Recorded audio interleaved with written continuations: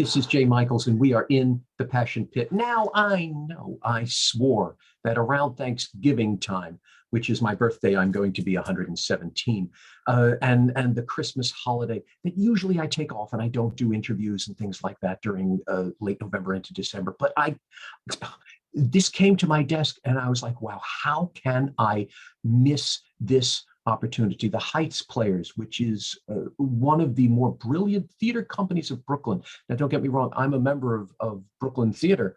I'm a member of Brooklyn. So I know the quality that there is within Brooklyn. And the Heights Players is a majestic theater company. And they're also forward thinking. They're forward thinking here because what they have done, they have taken the play Nell Dash, which is written by power playwright Doug DeVita. Now, you've heard me sing his praises many times, and I will continue that chorus as long as I have breath in my lungs. But this is a momentous moment for him. This play, Nell Dash, which is a huge departure from his style of writing, has left the nest. We've heard about many off-Broadway productions of it.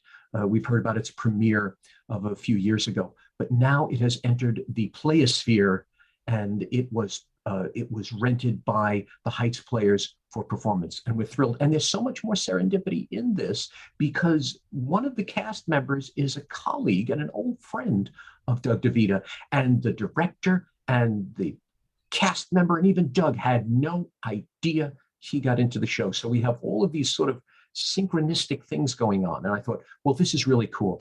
This is a Christmas miracle. So we need to talk about it before the end of the year. With me, I have Dana Panapinto, I have Doug DeVita, and I have David Mackler. Now, Dana is the director of the new production, Nell Dash. Doug is the author, and David is in the production. Ladies, first, Dana, it is a thrill to meet you. Really, really excited to chat with you now. Tell me about your Nell Dash. Tell me about the production that you are helming at the Heights Players. Well, our production at the Heights Players is, I want to call it like ground up theater. So the Heights Players performance space is a black box, and sorry about that. And you have to think very much outside of the box there in order to direct shows because of the way that the space is. Nell Dash is a great production wherein it has lots of different locations and so many different characters, and it brings all of these things together from these classical pieces. And sorry about that. And so in order to do that, we have to bring all of these actors together to bring the story to life. And the way that we've done that is the concept that we're working with is that these storytellers have all come together to tell the audience a story. There are 9 company members who are bringing all of the different characters to life, which is how, for the most part, it was written by Doug when I received the script. It had 8 company members. We have added a 9th company member, which helps bring our entire concept to life. And I think helps keep our actors sane. David can comment on that. But it's coming along together. I don't want to give away too much, but what I will say is that we're taking the audience on this storytelling journey with us. And so it is a lot of fun, and we're really having a great time with the piece itself, which is great. How many characters? You say a lot of characters. How many is a lot? Ooh, that's a good question. I don't actually know the final count. I think Doug probably does. Doug, how many characters? And there's the perfect segue. Doug, tell us about Nell Dash, the play. Now that we know we have a production that's thinking out of the box, okay, what box are we thinking in? Doug, tell us about the play. Well, I don't want to step on Dana's time, but I will answer the question. There are 23 speaking roles in the script. I'm assuming that the added character is the 24th, which is a dog. Technically, I was going to say 25. If I had to guess a number, it was going to be 25. And one of the characters is a dog, and that extra company member plays the dog as well as storyteller proper. So 25, I would have been correct if I had guessed. Wow, 25 characters. Between the two of you, tell me the plot of Nell Dash. No spoilers, just tell me the plot. Oh, and look, they're both going. It's complicated. Good luck with that. So I think of the story of Nell Dash as the story of the Dashwood family. So there is a family, the Dashwoods, they own the Dashwood Meat Packing Company, and there is a patriarch who has passed on.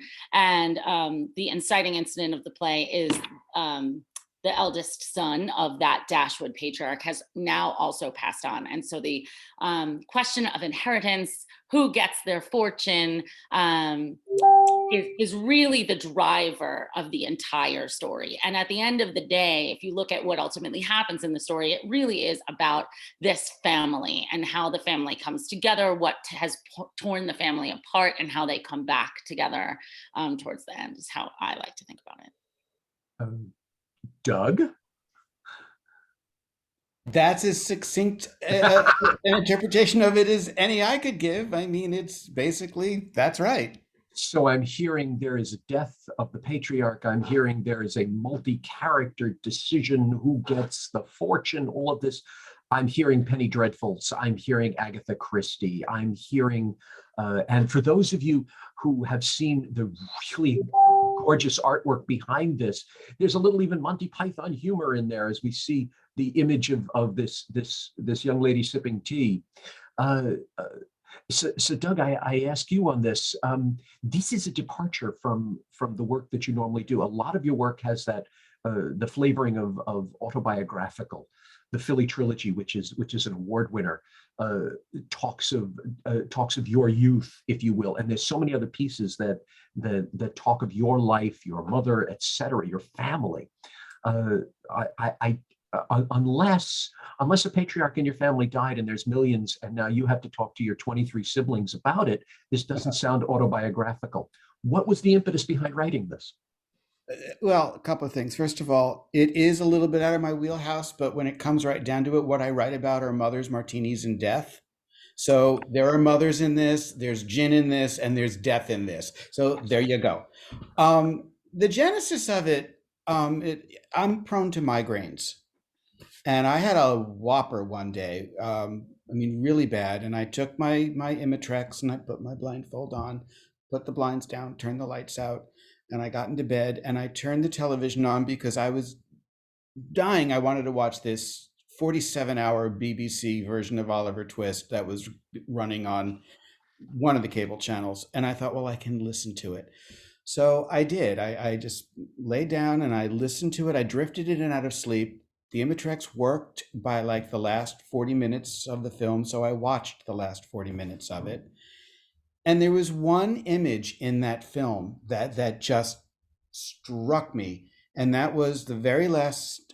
I think it's the actual last image. It's after Fagin's execution, and the Artful Dodger is in the crowd, and he turns away, walks away from the camera.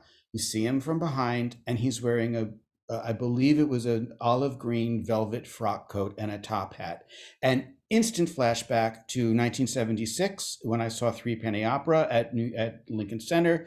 Raul Julia turning around, wearing a olive green velvet frock coat and top hat, and walking all the way upstage with his back to the audience. And I thought, what would happen?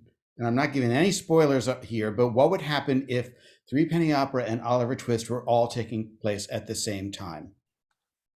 So I picked up Oliver Twist to reread it. And there's a description of Nancy as having been highborn and fallen low.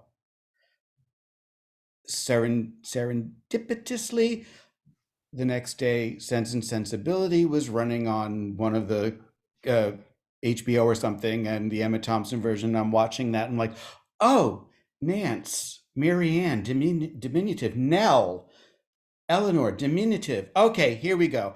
And that started it. And I wrote it in about a year. That there, without giving any much away, there is a joke about a chart in the script that also comes from real life. I have to find it. Maybe I'll bring it with me when I see the show. I have a 40-foot roll.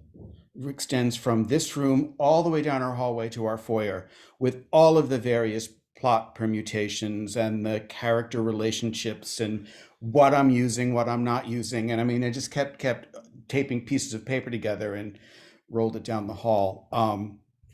and eventually this is what we got. Now this version that you are producing, that has been licensed and published, is slightly different from the production that was done at Hudson Guild in 2017. I mean, I rewrite, I listen to audience reaction. We had to cram it into 90 minutes with no intermission to at the festival. Otherwise, whatever that guy's name is would turn the lights out. So there were cuts that have been reinstated.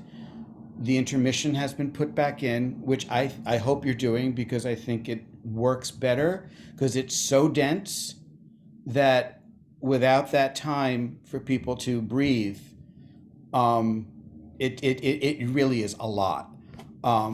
So, and as I said, there are a few things that have been changed. A few characters have been deepened, I hope.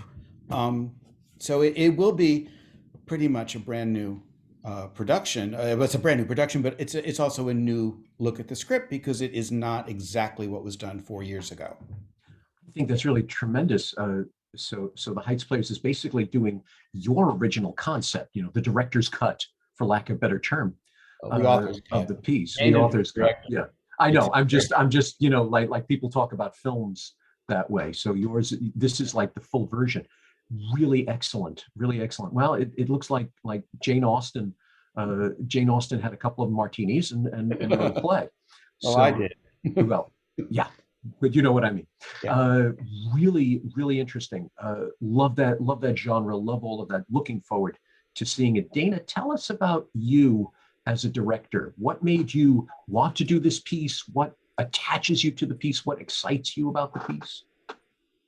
So it's funny that the previous production that I had also directed at the Heights Players, which is what started my directing journey at the Heights Players, was another piece where multiple characters from varying plays come together and form a new story. And so when this piece was brought to me, I read it and immediately was drawn to it because of that. I love all of these characters. I love these stories. I love the opportunity to dig back into these stories and all of these references, which has really spoken to me as a director. And I find it a lot of fun. I also, in my first read of it, I really did see the fun in the play. And my first background really is as an actor. And I read it and thought how much fun it would be for the cast to participate in it, and that I could bring this to the Heights Players and bring this to life and put a cast together and really have fun and play with the audience. And I think that there's so much lightness in the script and so much like wink, wink, nudge, nudge to the storylines and the past storylines and the characters and referring to, because 25 characters, 9 people. So obviously actors are playing multiple characters, and throughout the play they're referencing that one character looks like another character, and it's just so fun. And the concept really has been completely surrounded by that, and we understand that the audience also understands, and so we're letting them in on that secret, and it's the opportunity has been so much fun. And when I first read it, as from a logistics perspective, the company said to me, well, how will you solve the problem? And I said, well, what's the problem? He said, well, I love to hear that. The dog. I love to hear that. Like, the dog is the problem. And I said, why is the dog a problem? This is how we're going to solve it. And it was like, it came right out of my mouth. And as soon as I had said that, I was like, yes, I could see it. And I understand it. And I mean, that's not the only thing that we had to solve, obviously. Yeah, I know what I wrote. Dan, okay, I know I interrupted, but I love hearing that as a writer. I love hearing that a director says, I can solve these problems, and just boom, boom, boom. So you just made me very, very happy. Well, and I have to say, I give a lot of credit to my cast, who every time I'm like, okay, so here's the plan, here's the concept. They all kind of look at me as if like, oh no, what have we gotten ourselves into now? And they brace themselves, which I think happened definitely yesterday. So, but it's all working out, and everyone is so on board and committed, and really loves the work itself. So it's been a really great experience. It's terrific. I work a great deal in threes, and I think I'm going to hypothesize the third of this number. You are a true theater person, and my three reasons why I say this. Number one, when before we started rolling, when I was talking about the Heights players, you regaled me, and you've worked for a lot of Brooklyn companies. You've worked for a lot of high quality theater, and you were very unabashed in saying the level of quality that's out there. That shows your heart is in the theater. Number two, any director that can say, I solved the problem. This is a professional director. And the fact that you were almost shocked yourself that the answer came right to your head, that again shows that you're a theater person. The third, as I looked down at your nameplate before you changed it, was Panapinto. It was. I remember a theater family in Brooklyn, the Panapintos. That would be me and my brother. Yeah. Yes, indeed. Yes, Yeah. indeed. I remember your brother was in a multitude of shows there, and now I see another Panapinto. So I guess Brooklyn has its own Barrymores, and they're called Panapinto. I wouldn't say that, but yeah, my younger brother and I have been doing theater in Brooklyn our whole lives. He is still very active in all of the companies. I recently moved to New Jersey, so have to be a little more selective when I come into Brooklyn. But yeah, that's my younger brother and myself. That's very cool. That's very cool. The tradition continues. Ladies and gentlemen, if you've heard like a ghostly voice giggling or harumphing or something like that as I've been speaking, that's because we have one of the cast members here who was obviously snickering at things that he knew were right and harumphing at things that he knew they were both bullshitting over. So let's see if we get the truth out of David Mackler. David, welcome. I know you are part of the production, and as I said, it was serendipitous. The author didn't know that you were part of the company. The company didn't know that you knew the author, and look at this, and there you are in the show. There's a musical happening there somehow, I'm sure. Tell us about you. Tell us who you're playing in the show. Tell us how you know Doug DeVita. Spill your beans. Well, in the show, I play, I don't know, 20 or 30 of those 25 characters. Seems like anyway. But I've known Doug, actually, I haven't counted back actually how long we know each other, but we were in a group together, and we'd meet up once a week, and everything would come out. And from that, after I guess a number of years, at one point Doug called and said, hey, I'm doing a show and I need somebody to fill in for something or other that had happened. And I said, yes, because I hadn't done acting since high school, college, which also was a number of years ago. And since then, who knew that this is what I needed to do? Well, somehow I did.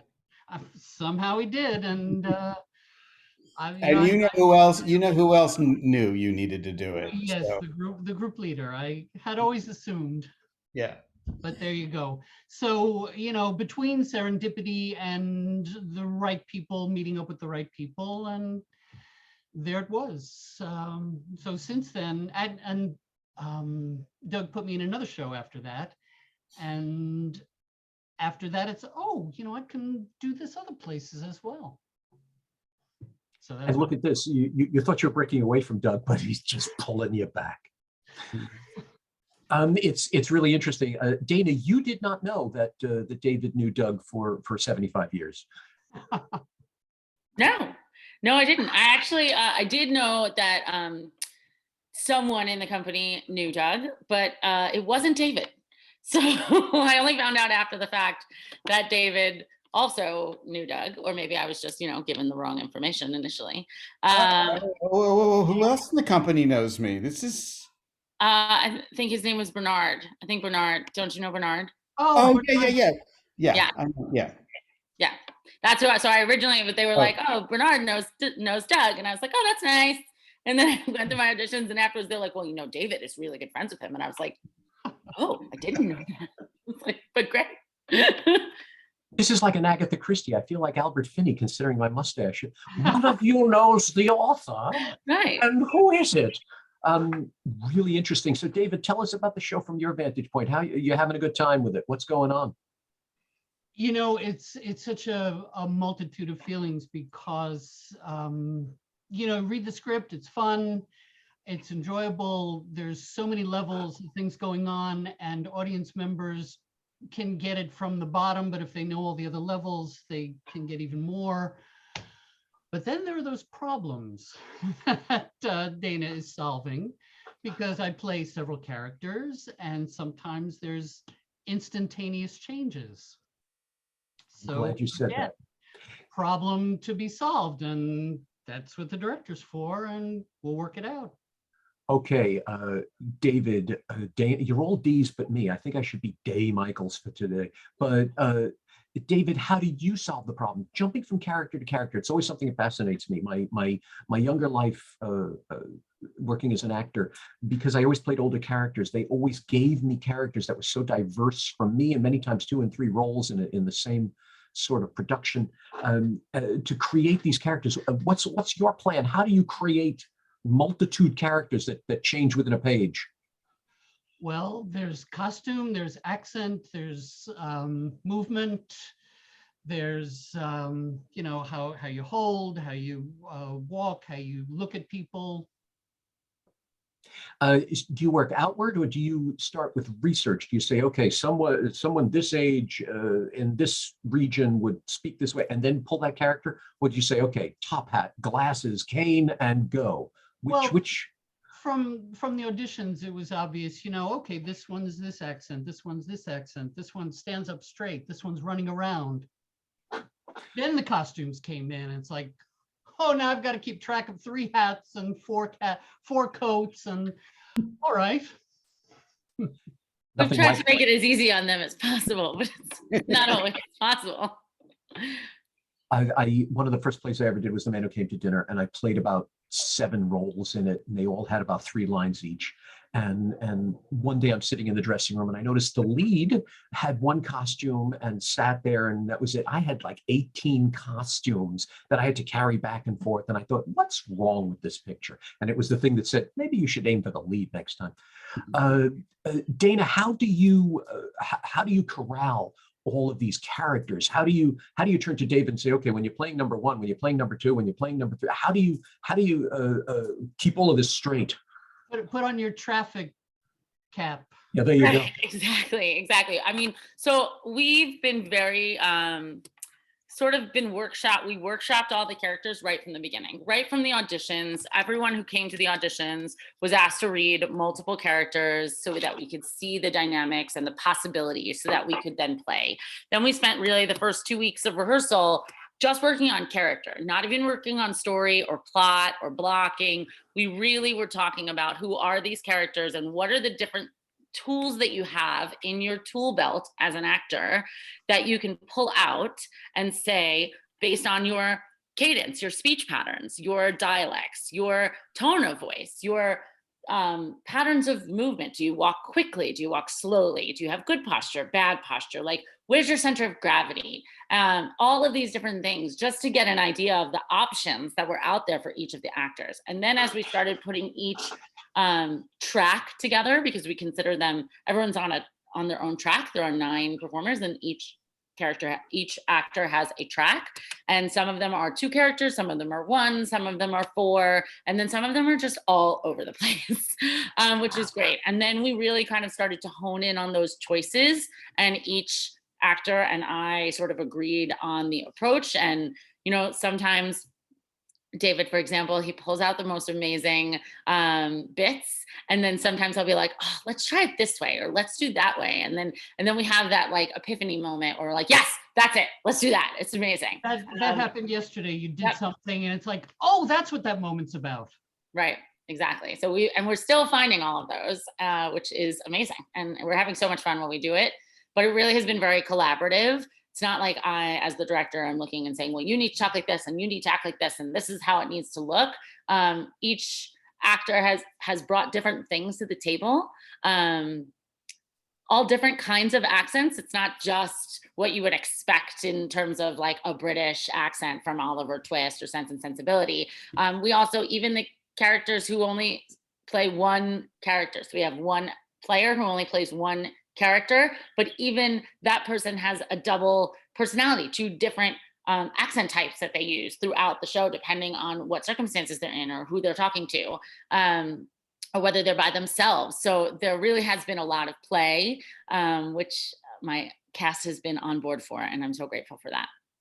So it's really interesting. Did you know the story of how Doug wrote this? The one he just mentioned about the migraine infused burst of brilliance.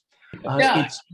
It's really interesting because that's what you essentially did. You didn't have a migraine. You basically created this universe of several universes. So you took several worlds and put them into your universe. Absolutely. And there were some stories that I was very familiar about as I started this journey, and then there were some that I wasn't as familiar about, and that some that I refamiliarized myself with and really dug back into those stories, and some characters that I'm discovering for the first time, which is really great. It's really been a blast. It's very cool. We did a deep dig into, okay, what are all these references? And anybody who had any idea, like, oh, isn't that from such and such? And yes, yes, yes, and yes. So you delved into the references as well within it. You made sure everyone was on the same page with that. Yeah, as best as we could. I'm sure Doug will come and see it and say, oh, you missed this one, or you missed that one, or you didn't catch that. But no, for the most part, I think we've got a lot of them. I don't remember all the references at this point. Well, and also, we're not trying to like shout out, oh, this is a reference to X or this is a reference to Y, because for those individuals who do know the background of all of these stories, it elevates the humor for them that they can discover them. And it's this type of show where after an hour after the show, you and whoever you go see the show with can be having a conversation like, oh, this person was from that book or that play and that story, and oh, did you hear when they said that? I had that song playing in my head for the next 20 minutes, like, and all of those things, because you can go to an obvious place with them, and we've chosen not to, because we think that it stands alone as a good story with great characters, and we want to represent that storytelling and not just be like, hey, look at this gag that we did for this reference. We think it does stand alone as a great piece of work without having to pull those jokes that are obvious, and we're going to let the audience roll with it as they can. I'm really so impressed with that. The two of my favorite memories. I've done Guys and Dolls many times. One of the times that I did Guys and Dolls, the director sat us down and gave us, each reference within Guys and Dolls that we didn't know at that period in our lives. He made us research it and figure it out, and it was so much. To know what a dame is, to know what certain words mean by that standard as well as now, enhanced the production so immeasurably. And I worked at the Pearl Theater when they did Heartbreak House, and we did the same thing there, and we modernized it. Like, okay, they're talking about a pound shilling. What's a pound shilling worth today by these standards? And it really enriched the production so immensely for all of us, whether we had to deal with the references or not. So I could see yours being a very thick, very, very lush production because of things like that. I hope so. It's also very fast moving. It's also a very fast paced show. As David was saying, there are some times where the characters change on a dime.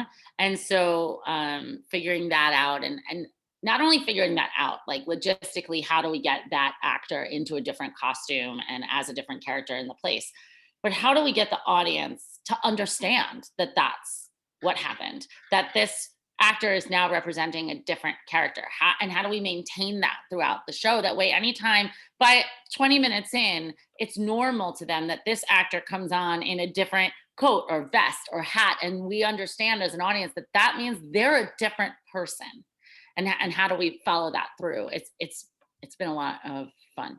That's fun, yes, but that's a big trial. Like for someone like David, who's playing so many roles. Yes, you enter in the next page and you're another person. Your job's that's a tough one, because the audience is like, oh, there's Sir Fred. No, what? He's not? Wait a minute. And it's another character. So that I give you both credit, and I give your entire cast credit, because that's quite immense. Parent DeVita, here we are sitting here at open school night. And you're hearing all about how your child is in this classroom and how people are reacting to your child and how the teacher is basically governing your child in this. Now you were involved in the off-Broadway run in 2017, I believe, where you were at least more connected to it, if you will. How's it feel now? You're sitting here and you're hearing, well, we solved this problem. Well, I'm playing this role. Well, I'm doing this. How's it feel? It feels great. It feels great. I mean, it's a test case for me because I've never been not involved in a production of mine. And and as David will attest, for a control freak like me, um, it's been a test. But I'm actually, this is what I think all playwrights want is to have productions of their plays. And I'm viewing it as it's great. I'm going to get to see it, but it's sort of like, if this were picked up by a theater company in Indiana or in Idaho or California, I would not be involved in it at all. And it's sort of the same thing. So I'm happy to make myself available if anybody needs anything, but it's really, it's their baby. It's my baby, but it's their baby. They're taking care of it. And I'm excited. And I want to also say one more thing about this is that one of the things that thrills me about this is that this is a community theater that is doing this show, and that they are taking a risk with new work, that it's not just another Neil Simon. We love Neil Simon, but it's not just the tried and true. This is for all intents and purposes, it's a brand new work. They're taking a big chance with me and my play, and I am beyond thrilled. I think that is just, it's a wonderful thing. So thank you for that. This is why I've lauded the Heights players and several companies like them. When you're working off Broadway, of course, the whole point is let's do a dangerous, weird, interesting new piece, because that's what the milieu gives. But when you're working in a regional environment, when you're working in a neighborhood situation, there needs to be a level of, okay, what does the audience want? You almost have to be a little, it's almost like being on Broadway, okay, the tourists must come in, they must be pleased, and the neighborhood is coming in, they must be pleased. For the Heights players to pick a new work and give it the credence it needs, it really shows a power there. And Dana, it shows a great power and a great intellect in you for helming such a production. I congratulate you all immensely on this. When is it? I have one more question for Doug, but it's sort of semi-related. So let's make sure the audience knows when is it? How do you get tickets? Where do you go? Blah blah blah. So Nell Dash, the Gruesomely Merry Adventures of an Irrepressibly Sensible Capitalist with a Vengeance, opens on December 3rd in Brooklyn Heights, which is at 26 Willow Place in Brooklyn Heights, Brooklyn. It runs December 3rd to December 12th, Fridays, Saturdays, and Sundays as a matinee at 2 p.m. Tickets can be found at heightsplayers.org. You can either buy tickets online in advance, or you can make a reservation and pay when you arrive. And we would love to see everyone there.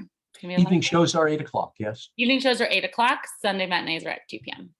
Excellent. And there are COVID protocols in effect. Yes, everyone who attends has to be vaccinated and show their vaccination card upon arrival. Also on December 5th, after the show, we will be having a talk back with our very own Doug DeVita, which we're very excited about. I will be there, unless there are problems, I will be there for that. Looking forward to the show and looking forward to hearing the brilliance of Maestro DeVita. Do people have to wear masks in the theater? Yes, you do have to wear masks the entire time in the theater. We do have a lobby area where you can remove your mask to get concessions and eat and drink.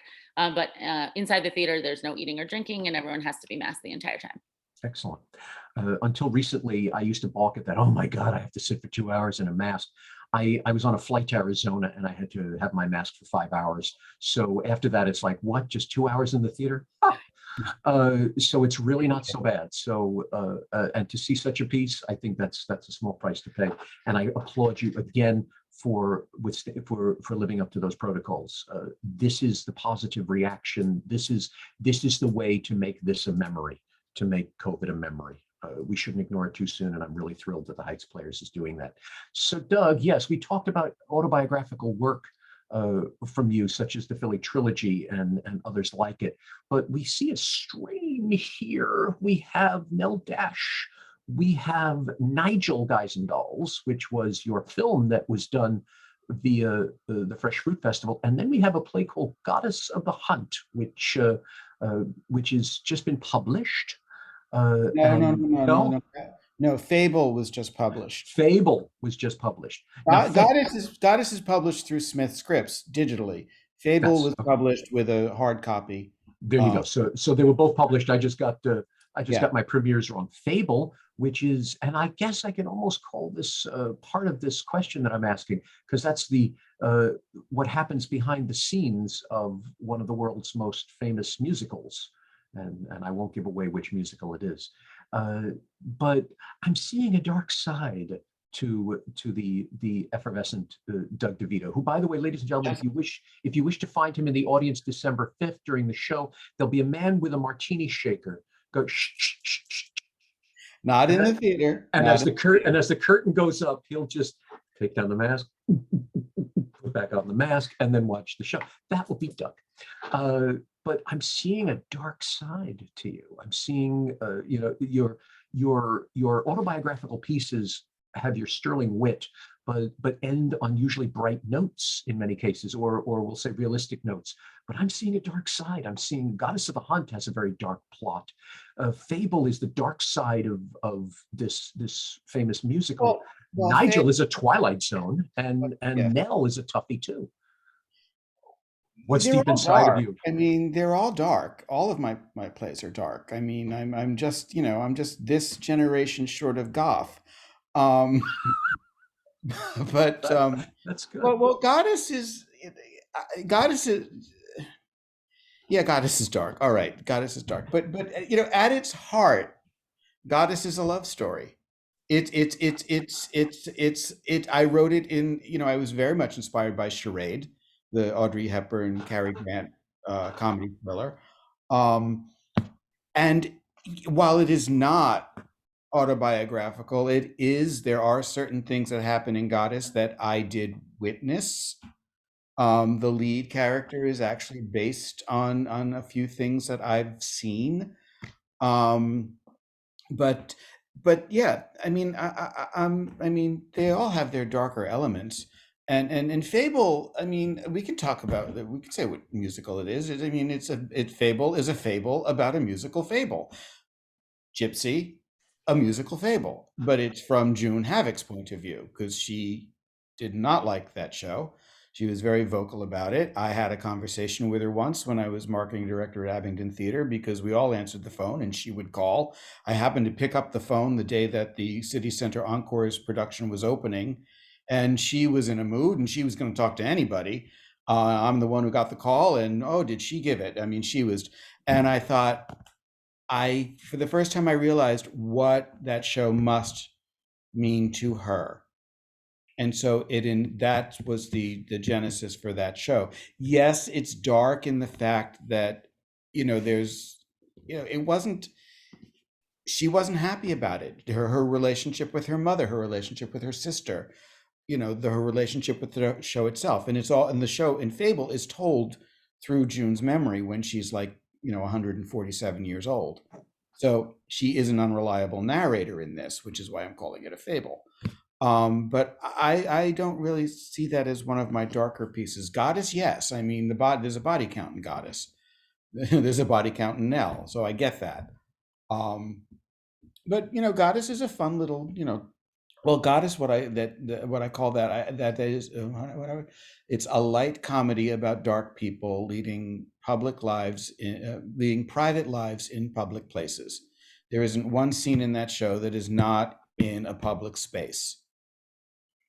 And the things that they do and the things that they say and the things that happen and again, this is like, you can go anywhere and you listen to what people are talking about publicly, and it's like appalling. You see what people are posting on Facebook and it's appalling. So I've sort of taken that. Anyway, and it's also a spin on the myth. on the Diana myth. The goddess Diana, yes. I give you a lot of credit. The reason I bring it up long-windedly, the reason I brought it up is because I really admire the fact that you embrace the darkness with humor. I think we've become a very tragical society sometimes, and I think we aim for the message above the how you give us a spoonful of sugar so the medicine goes down. You tell these very strong tales, these morality plays, even your autobiographical pieces are very strong, very pivotal messages that we all need to hear, but we hear them while we're laughing. We hear them while we're smiling. And I think that's the best way to get the message across, if you will. I like to make people laugh. You succeed. I hope so. I hope so. And something tells me between you, Dana, David, and the other 47 people in the cast of Nell Dash, I'm going to be guffawing loudly when I see it December 5. I hope you do. I'm sure of it. You know, I have to be honest. I'm a little afraid of seeing it because I know what I wrote and I know how difficult it is, and I just am like, the cast is going to kill me. What did you do to me? So if anyone's going to do that, it'd be David. Probably of all. I think David loses the most calories on the show. There you go. So, ladies and gentlemen, like I say,